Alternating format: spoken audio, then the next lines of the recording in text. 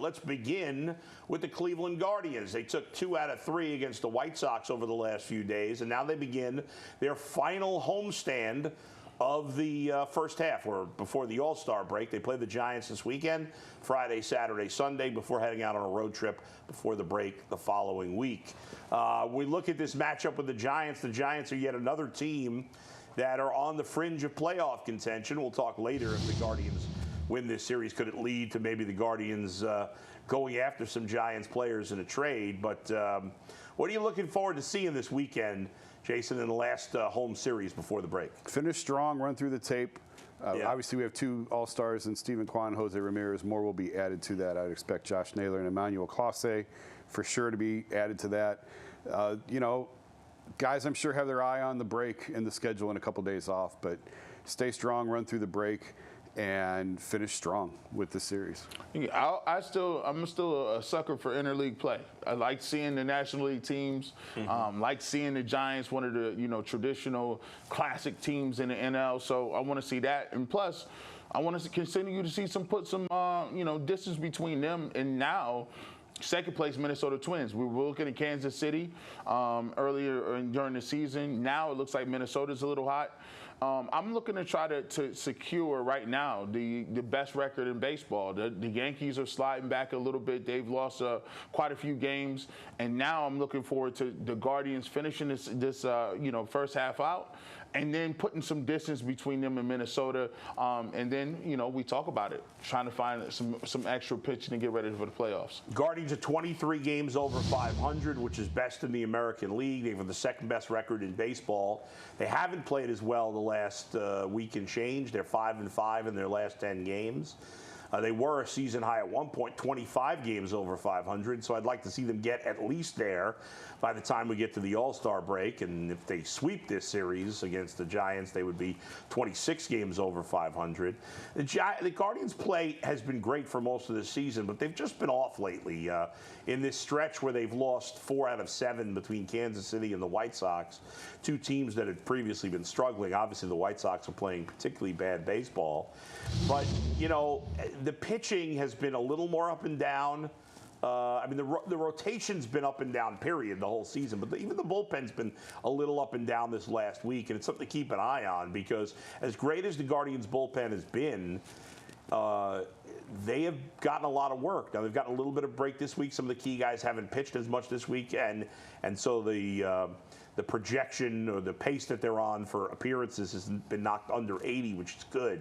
You don't really want a guy pitching half the games of the season. You want it to be a little lower than that, even for your best guys. Even a guy like Emmanuel Clase, who's would love to pitch every day. But it's just something to keep an eye on here this weekend and really the last 10 days before the break is making sure they finish strong, as you said, Jason, go through the tape. You never know. I mean, all of us in life, when you know a vacation's coming, there's part of you that takes your foot off the gas. You're like, oh, just get through it. Just get through it. You start thinking about all the things you're going to do on vacation. And, so some of these guys are probably tired. They've done a lot of work this season. They've overachieved to some degree. You hope there's no let up here in the final 10 days because they haven't been as good the last 2 series. Tanner Bybee goes tonight. He's been the ace of the staff as far as I'm concerned all season long. I think Eric Miller's pitching for the Giants. That's a matchup that heavily favors the Guardians.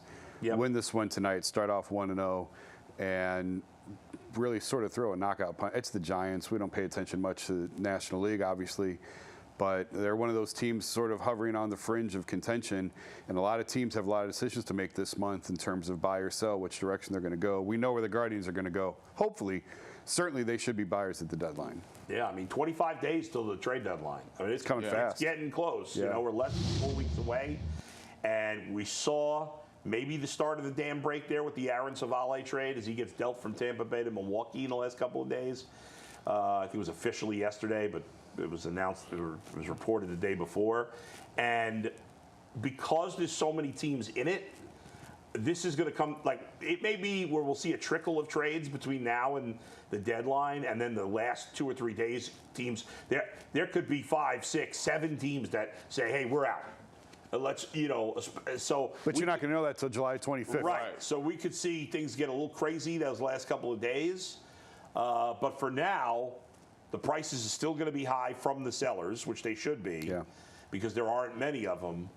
But also, if you make a trade now, you get a leg up because you get more starts. You get more time for that new player to transition. We don't think about that as much in baseball, but it can be an adjustment for guys when there's trades. Sure. Are you a little worried about the fact that if the better that they perform throughout the rest of the regular season, it may give a signal to the front office that team has all it needs? Is that a thing that you worry about? Well, Jason talked in the other show before, about what Chris Antonetti said on with John Heyman recently, and I saw it too. And I'm convincing myself he just doesn't want to spill the beans at all. He's playing coy, and he does keep everything close to the vest. It's not like he's very animated or very forthcoming in his conversation. And maybe he's trying to just tamp down expectations, and maybe it's because they won't make a trade, or maybe it's because he's not sure if he can pull it off, and we'll see. Ultimately, it would be a crime against humanity and I'm exaggerating, obviously, but it would be a crime against this team if they did not make moves to improve it. They should be absolutely all in this year, Jason. They're the best team in the American League right now. But on paper, I still think Baltimore's a little better, and I still think the Yankees are a little better on paper, especially in the starting rotation. But this team needs a number 2 hitter and a front to middle starter desperately. And those 2 things alone, okay, let's go. Perfect world, you do even more than that. But you need a 2-hitter, and you need one more starting pitcher. Yeah. I'm not convinced they're going to deal for a starting pitcher based on the conversation, that interview that we're talking about, Chris Antonetti with John Heyman. I think he was tempering expectations for pitching. I do think that they'll make a move. They're going to be active. You have to add to this roster with the position that they're in. I'm just pessimistic now that it'll be a starting pitcher, which obviously probably is their most pressing need.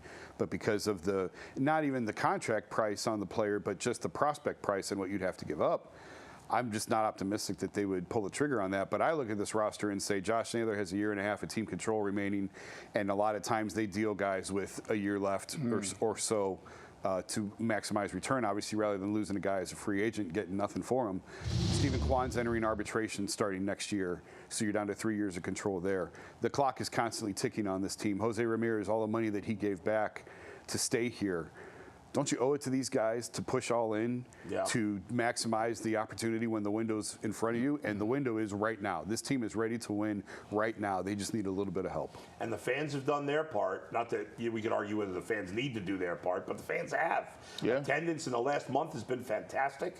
They sold out a game against the White Sox on Wednesday. It was Dollar Dog and fireworks. But still.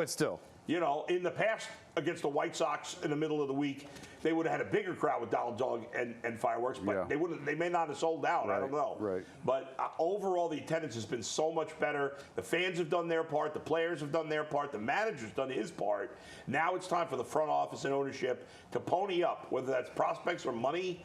Get it done and give this team a better chance to win when it matters.